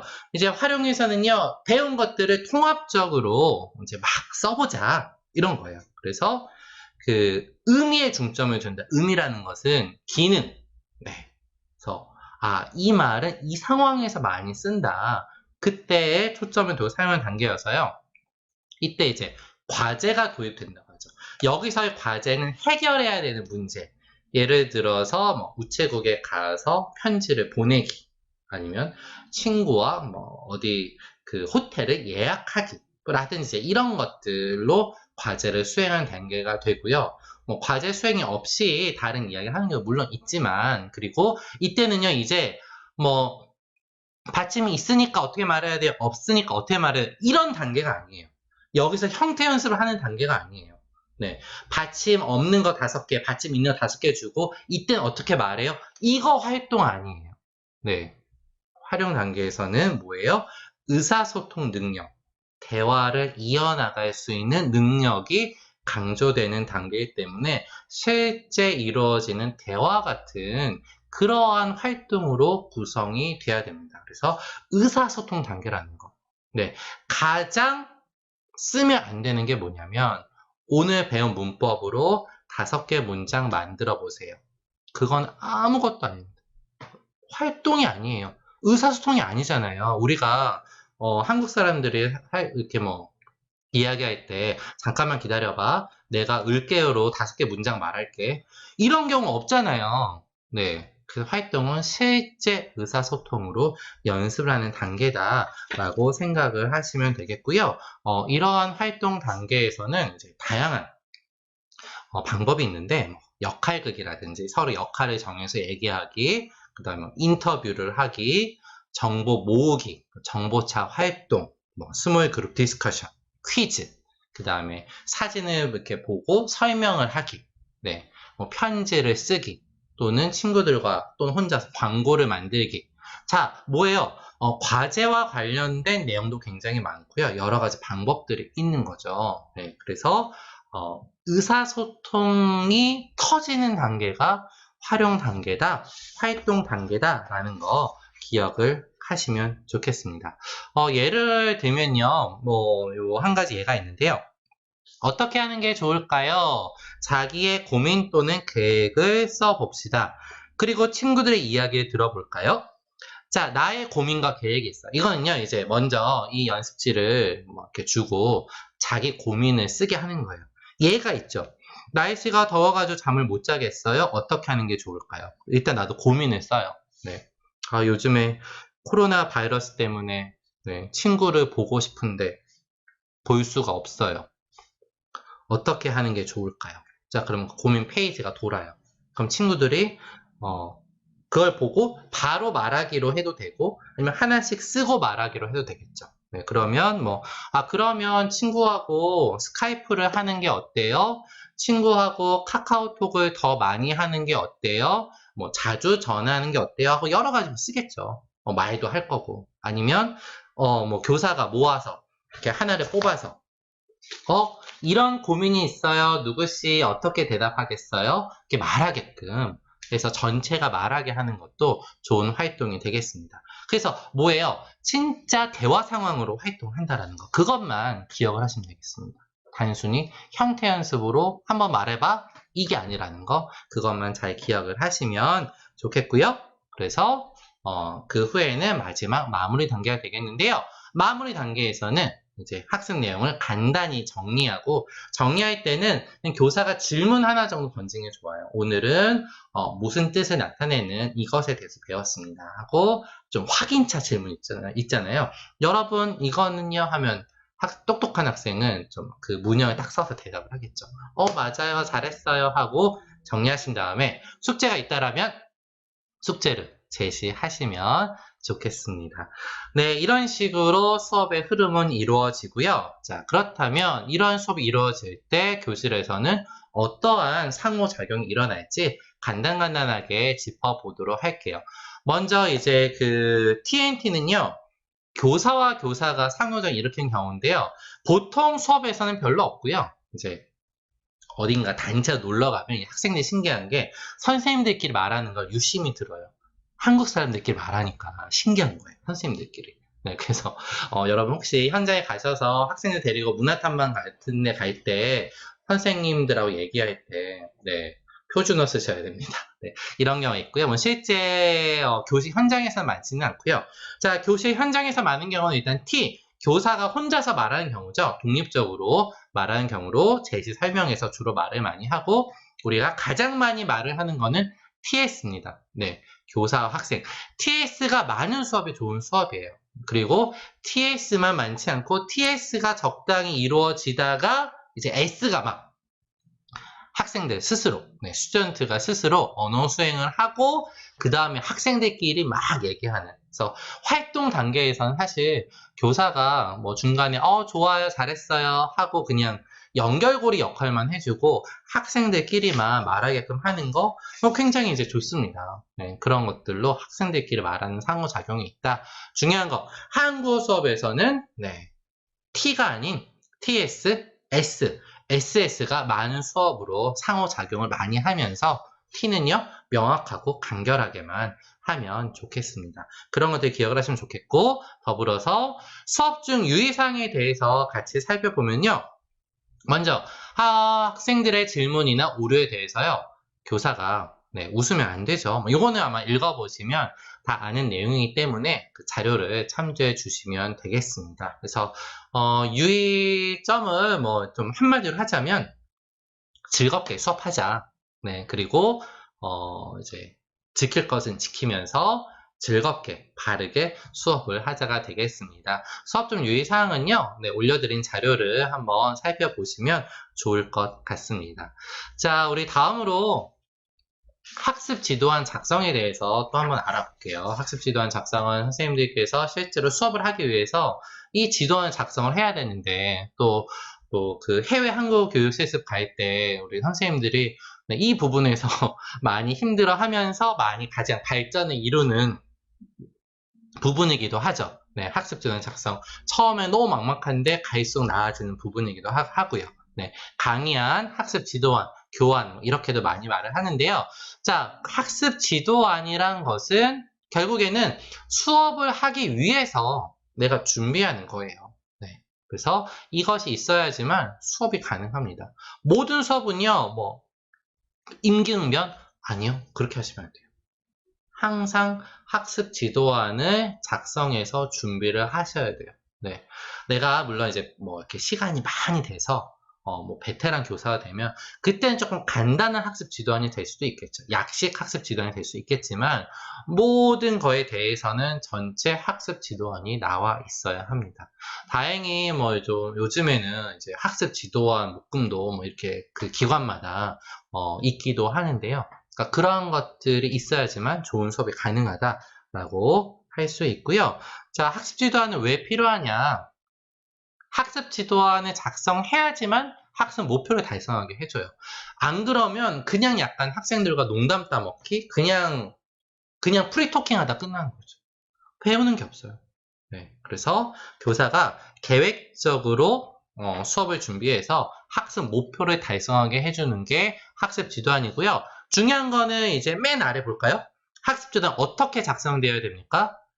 교실에서 일어나는 드라마 대본처럼 교사가 이런 말을 하고 S는 이런 말을. 그래서 TS, TS, TS 이런 식으로 샘플들을 보시면 작성된 게 많아요. 그래서 시나리오처럼 아주 구체적이고 네, 현실적으로 작성이 돼야 된다. 그것을 꼭 기억하시면 좋겠습니다. 자, 그 다음에 학습 지도안의 원리, 외국 학습 지도의 원리가 여러 가지 나와 있는데요. 이것은 이제 그 선생님들께서 자료를 한번 읽어보시면 좋을 것 같아요. 네, 자발성의 원리가 일단 있고요. 네, 그리고 개별화의 원리가 있습니다. 그리고 한 가지 더 있는 게 사회화의 원리도 있고요. 그리고 모든 영역을 고루 다뤄야 하는 통합적의 원리도 있는데 이것은 올려드린 자료를 하나씩 읽어보시면 네, 도움이 될 것 같습니다. 그리고 몇 가지가 더 있는데요. 직관의 원리와 목적의 원리도 있어요. 이것은 좀 이론적인 내용이기 때문에 선생님들이 자료를 보면서 참고를 해보시면 좋겠고 외국어생고 교육학 개론 책이나 이런 부분에도 자세히 잘 나와 있으니까 그런 부분을 참조해 보시기 바랍니다. 그래서 학습 지도안은 이 6가지 원리가 잘 들어가 있어야 한다는 기억하시면서 좀 이제 실제 학습 지도안 구성을 조금 보면서 간단하게 설명 좀 드려볼게요. 자, 먼저 학습 지도안 작성하실 때는 교재를 보시고 내가 1과가 있잖아요. 1과를 이거는 몇 시간으로 구성을 해야 되지? 이런 고민을 먼저 합니다.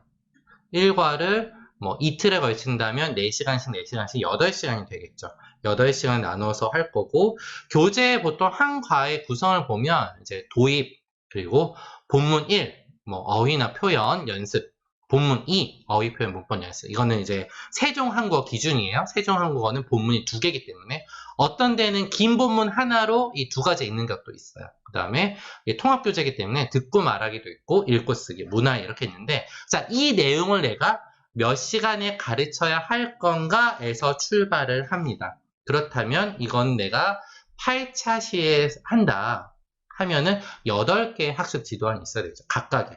네. 물론 뭐 도입과 본문 1을 합치는 방법도 있겠지만 내가 그래서 얘를 5시간에 한다라면 5차 시에 5개 학습 지도안이 필요할 거고요. 네. 그래서 그런 부분으로 있어야 될 거고요. 그리고 학습 지도안에는 학습 목표가 반드시 있어야 됩니다. 내가 이 시간에는 이 목표를 달성해야 된다라는 거. 그래서 뭐 예를 들면 세종한국어 7과 여행과 방문이에요. 거기 학습 목표를 보면요. 여행에서 하는 일과 여행 준비에 대해서 듣고 말하기. 여행에 대해서 말할 수 있다. 그리고 여행에 대한 글 읽고 쓰기가 그러니까 여행 이야기를 할 수 있는 것을 학습 목표로 하고 있고요. 그때 문법 표현은 뭐 다음과 같은 내용이 있습니다. 그래서 이런 부분을 달성할 수 있는 그래서 여행 이야기를 하고 문법은 이 2개를 학습하고 어휘 표현에서는 여행과 관련된 것을 배우고 발음은 네 이렇게 뭐 유기음화가 되는 것들을 배우고 이런 것들에 대해서 그리고 기능 굉장히 중요해요. 다른 사람과 여행에 대해서 대화하기 네, 이런 부분에 대해서 녹아 있어야 되는데, 그리고 학습 내용이 바로 이 학습 목표, 여행 이야기를 하기 위한 본문이 되겠죠. 그리고 교수 학습 내용으로 구성을 해야 된다라는 것들이 있습니다. 자, 그 다음에 보시면 학습 내용에 이제 대화가 나와 있어요. 대화는 한번 이런 살펴보시고요. 선생님들이 문형을 가르칠 때, 문형을 받으면 그 문형에 사용되어 있는 대화문을 반드시 확인해 봐야 돼요. 왜요? 이 대화문을 보시면 서울타워에서 서울 시내를 모두 볼 수 있어서 좋아요. 서울 시내를 모두 볼 수 있어요. 서울타워에서. 자, 여기서 의 수 있다는요, 뜻이요. 능력일까요? 가능일까요? 그렇죠. 가능이죠. 서울타워에 가면 서울 시내를 볼 수 있다라는 내가 무슨 할 수 있다 이게 아니라 서울 시내 보는 것이 가능하다의 의미로 쓰였잖아요. 그러니까 대화문에서 무엇으로 제시하고 있는지를 보셔야 되는 거죠. 네, 그리고 동대문 시장에서 물건을 싸게 살 수 있는 거는 나의 능력이 아니라 동대문 시장이라는 상황이 주는 가능성이거든요. 그러니까 여기서는 을 수 있다를 가능으로 이야기하고 있는 거죠. 그렇기 때문에 본문을 파야 된다라는 거 기억을 하시면 좋겠습니다. 그리고 교수 학습 활동, 이것을 무엇을 가르칠 것인지 치밀하게 구성을 하시면 좋겠고요. 예를 들면 학생들에게서 좀 이제 나 여행할 때 관심을 유도해야지, 질문을 해서 유도해야지. 그리고 내가 그 질문도요 치밀하게 구성을 해야 돼요. 그래서 여러분 나라에 어디 좋아요? 거기에 가요? 뭐 해요? 거기 가요? 뭐가 좋아요? 그럼 학생들이 선생님 우리나라 여기 좋아요. 음식 맛있어요. 그거 먹을 수 있어요. 여기 쇼핑 좋아요. 물건 살 수 있어요. 네, 이런 식으로 비슷하게 끌어가는 거예요. 네, 그런 것들을 주요 교수 학습 활동으로 잘 만들어 놓는 것이 필요하고, 여기서는 과제로 여행과 관련된 자기 경험 글쓰기를 했는데요. 이게 좀 쓰기 활동보다는 말하기 활동으로 나오는 게 좋은데, 본문 책에 아마 활동으로 쓰기가 있어서 넣어놓은 것 같습니다. 그래서 여러분들의 실제 수업을 구성할 때는 과제로 여행과 관련된 자기 경험 글쓰기로 가셔도 되고요. 다른 사람에게 우리나라 여행을 추천하기라든지 여러 가지 과제를 작성하실 수 있을 것입니다. 그리고 이러한 내용으로 도입, 제시, 연습, 활용, 마무리 순서로 구성을 하시되 중요한 것 몇 분의 수업을 할 건지 50분의 수업이라면 그거에 맞춰서 이거는 몇 분, 몇 분 아니 도입 한 5분 하고 제시 15분 할까? 이게 아니고요. 실제로 내가 해보고 그것에 소요되는 시간에 기입하는 것이 중요합니다. 그래야지만 완벽한 수업을 할 수 있으니까요. 그렇기 때문에 학습 지도안은요, 구체적이고, 현실적인 학습 활동이, 활동 계획에 포함되어야 된다. 그래서 다시 한번 강조드리는 것, 나중에 교육 실습을 수강하실 분들, 그리고 1학기에 교육 실습을 수강하실 분들, 그리고 현장에 나가셔서 실제 한국 교육을 하실 예비 한국 선생님들 모두 학습 지도안은요, 교실에서 일어나는 드라마, 한 편의 드라마라 생각하시고 시나리오 작가가 되셔서 생생하게 작성되어야 한다라는 거 반드시 기억을 하시면 좋겠습니다. 우리 시간이 많이 지나서 제가 그 학습 지도안을 하나하나 설명드리기가 조금 벅찬데요. 중요한 부분 몇 개만 보도록 할게요.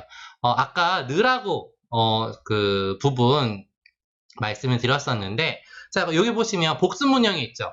는대랑 은대를 배웠어요. 느라고를 배우기 전에 보통 는대나 은대는 배운 상태입니다. 그래서 중급 정도 될 텐데요. 이 는대, 은대를 사용하는 교사말을 사용할 거예요. 그리고 새 어휘에는 사과 표현이 있다고 하네요. 근데 이제 이 시간은 느라고에 대한 것만 배우는 1교시의 학습 지도안이 되는데요. 자, 그 분위기 조성은요. 자, 요즘 날씨 참 좋지요. 짐 끝쳐 공원에 갔는데 는대를 노출해줬죠. 친구를 만났어요. 자, 오랜만에 친구를 만난 상황을 줬어요. 왜 그랬을까요? 자, 어제 선생님이 친구하고 만나서 이야기했어요. 그런데 어이구, 시간이 2시간이 지났어요. 어떡하지? 선생님 할 일 많았거든요. 오랜만에 만난 친구하고 이야기하느라 할 일을 못했어요. 해서 복습에서 능대에서 이제 노출로 연결을 시킨 거예요. 네. 그리고 그 다음에 여러분도 아마 선생님처럼 이렇게 어떤 일을 해요? 못한 경험 있을 거예요. 혹시 그때 지각한 학생 있다면 오늘 왜 늦게 왔어요? 근데 여기서 중요한 거 있어요. 뭐 했어요? 하다로 물어봐야 돼요. 왜요? 느라고는 그것을 하는 시간에 다른 것을 못하는 거니까. 네. 아침에 컴퓨터를 했어요. 그래서 늦었어요. 빨리 출발 못한 거죠. 컴퓨터 하느라. 네. 그래서 연결해 주시면 되고, 또 다른 친구한테는 혹시 어제 안 온 친구 있다라면 또 그 이유를 어제 뭐 했어요로 질문을 하시면 되겠습니다. 그런 식으로 노출을 해서 이제 학생들이 말한 이유를 듣고 느라고로 뭐 이렇게 바꾼다라고 되어 있고요. 그 다음에 제시에서는 여러분 이렇게 우리가 9시부터 1시까지 A라는 일을 합니다. 그런데 B 못합니다. 9시부터 1시까지 공부를 합니다. 자, 공부를 해요. 그 시간에 친구와 놀아요 할 수 있어요? 못하죠. 네, 공부하느라 친구와 놀지 못해요. 라고 명시적으로 좀 보여주는 그래프를 활용하기도 했는데요. 이렇게 썼고, 그래서 판서로 간단하게 다른 일을 하느라고 학교에 못 왔어요. 샤워하느라고 전화를 못 받았어요.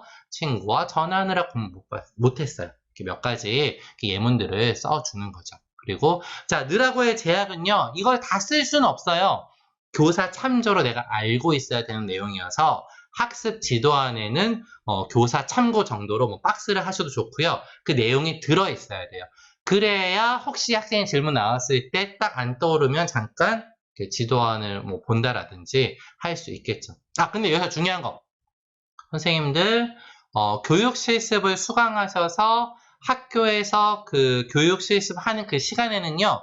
강의안을 볼 수 없습니다. 다 외우고 계셔야 돼요. 네, 보고하실 수 없다라는 거. 이제 현장에서는 외우고 들어가는 게 원칙인데 순간적으로 이제 까먹었을 때 그때 이제 잠시만요 하고 참조를 할 수 있게끔 하는 거죠. 네, 그런데 학습 지도를 보면 볼수록 학생들의 신뢰는 떨어진다라는 거.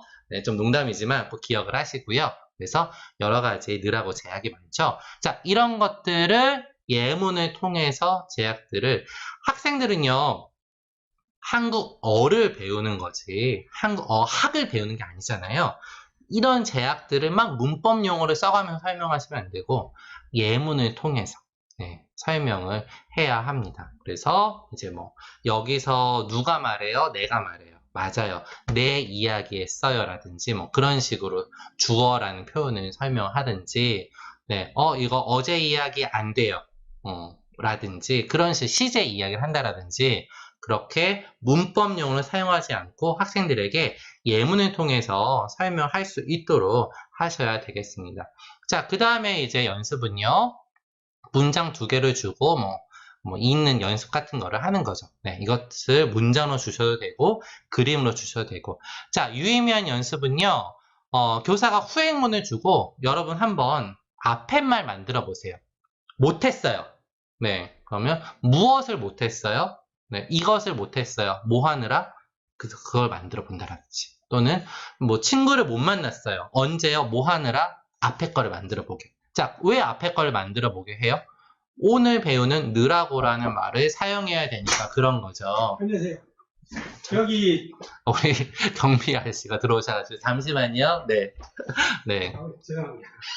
네, 잘 해결이 됐고요. 자, 그래서 선행문을 만들어 보게 하는 거는 그런 이유 때문에 그렇습니다. 오늘 배운 문법도 사용해야 되고 자기 이야기를 떠오르게 하게끔 사용하는 거죠. 이런 식으로 하고 그 다음에 이제 학생하고 응단 연습을 해서 자, 왜 이렇게 전화를 안 받아요? 어제 왜 잠을 못 잤어요? 상황을 주고 이렇게 대답하게 하는 것도 유의미한 연습이 되겠습니다.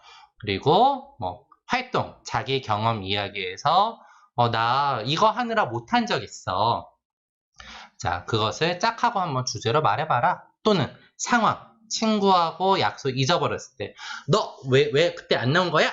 이런 식으로 상황을 줘서 자, A, B, C, D로 상황을 줬죠. 그냥 아무거나 말해봐 이게 아니라 상황을 주고 저 때는 다 어떤 상황인가요? 핑계를 말해야 되는 상황이죠. 자, 무조건 근데 너 어제 왜 안 왔어? 미안해. 그래? 해서 서로 대화 이어지게 해서 A, B, 뭐 또는 A, B 해서 뭐 둘, 셋 정도로 대화를 한번 만들어 보세요 라고 하고 발표하게 한다라든지 그런 식으로 활동을 이제 구성하실 수 있을 것입니다. 네, 그런 식으로 이제 활동까지 구성을 하실 수 있고요. 아이고. 이런 식으로 학습 지도안을 구체적으로 이제 작성하시는 게 필요하다까지 설명을 드리고요. 제가 좀 시간에 쫓겨서 좀 급하게 설명을 드렸는데 다시 한번 이제 꼼꼼하게 읽어보시면서 여러분들 공부하시는데 도움이 됐으면 좋겠습니다. 혹시 이제 우리 오늘 특강 들으시면서 궁금한 그 점들이 있을 거예요. 이제 한 2, 3분 정도 시간을 드릴 테니까 댓글로 질문을 올려주시면 제가 보고 한 또 5분 정도 설명을 또 드리도록 하겠습니다. 자, 그럼 여러분 모두 한국어 교육 실습 무엇을 공부할까요? 5학년 특강 준비한 내용은 여기까지고요. 여러분들 댓글로 질문 남겨주시면 감사하겠습니다. 자, 댓글로 남겨주세요.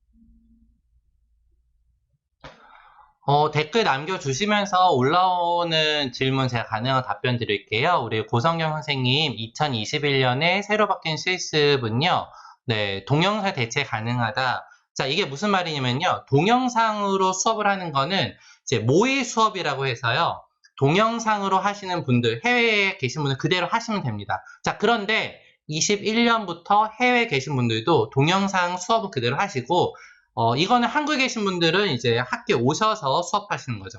이거와 별도로 어디에 계시든 9시간의 오프라인 참관을 하셔야 돼요. 그래서 해외 거주하고 계신 분들은 그 해외 지역에 한글 학교라든지 아니면 한국어 개설되어 있는 대학 기관이라든지 그 기관을 먼저 찾으셔야 되는데요. 저희가 안내를 드리기도 하지만 그 보통 해외에 계신 분들은 해외 현지에서 찾으시는 경우가 보통 더 많기 때문에 하기 전에 먼저 참관을 할 수 있는 기관을 찾으시고 저희에게 반드시 그 연락을 주셔야 됩니다. 왜냐면 이게 국립국어 인정기관이 아니면 참관을 인정 못 받을 수 있어요. 못 받을 수 있어요가 아니라 못 받아요. 그렇기 때문에 저희와 협의를 통해서 이제 참관 어떤 서류도 왔다 갔다 해야 되기 때문에 실습을 신청하시기 전에 좀 해외에 계신 분들은 저희도 안내를 해외 기관들을 찾아서 안내를 하겠지만 반드시 참관할 수 있는 기관을 찾으시고 9시간 할 수 있는 걸 찾으시고 저희에게 그 기관과 연락을 할 수 있도록 알려주셔야 합니다.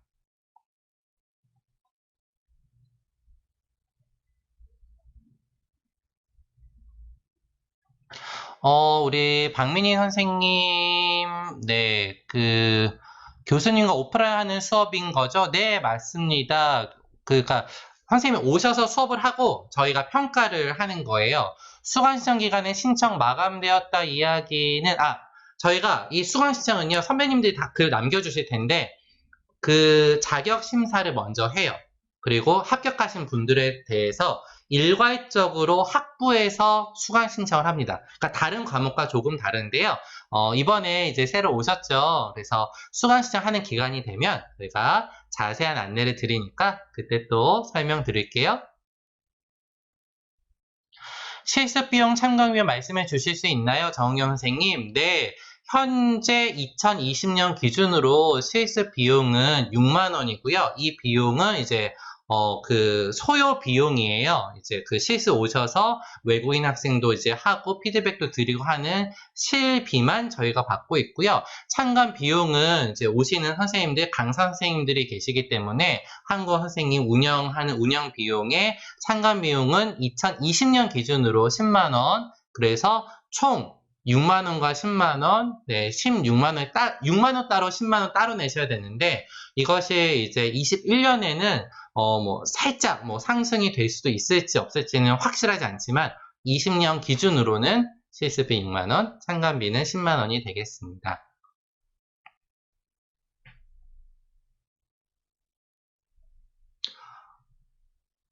네, 직접 우리 여러 선생님들 만나 뵙고, 네, 이렇게 인사도 드리면서 좀 오프라인으로 수업을 하면 더 좋았을 텐데, 우리 이 사태가 정말 빨리 좀 해결되고, 우리, 보고 싶은 선생님들, 네, 다시 학교에서 오프라인 특강 때 정말 이제, 만날 수 있으면 좋겠네요. 네, 아는 선생님 재미있는 특강, 네, 실제로 오프라인에서 보면 더 재밌거든요. 네, 그래서 빨리, 네, 우리, 한국학부 선생님들 모두 다 건강하시고 힘내시고 네, 빨리 오프라인에서도 만날 수 있기를 네, 꼭 기원하겠습니다. 우리 또 질문이 올라오는 거 제가 한 네, 3분만 더 기다릴게요. 네.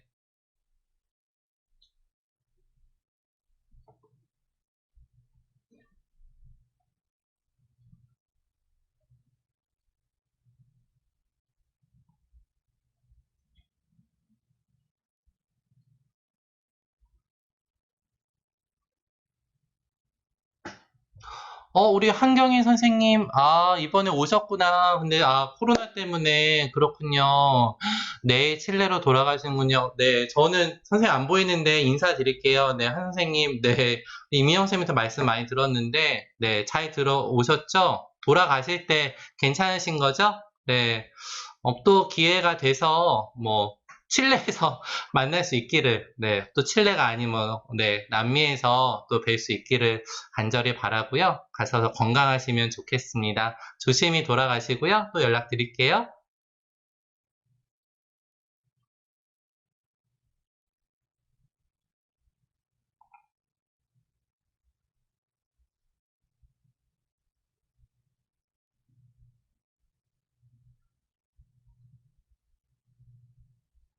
네, 우리 선생님들 질문 이제 없으신 것 같네요. 질문 있으시면 밴드에 언제든지 올려주셔도 되고요. 이제 학기 시작하면 네, 우리 쪽지나 네, 이런 것들 또 보내주시면 또 답변 드리도록 하겠습니다.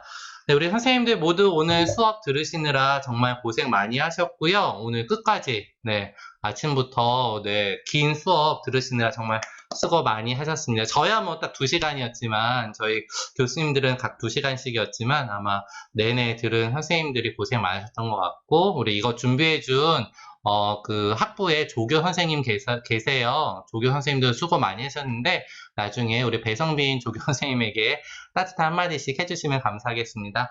네, 우리 여러분 다시 만나기를, 빨리 만날 수 있기를, 네, 간절히 바라고 있겠습니다. 네, 모두 건강하시고요. 다음에 또 만나겠습니다. 건강하세요.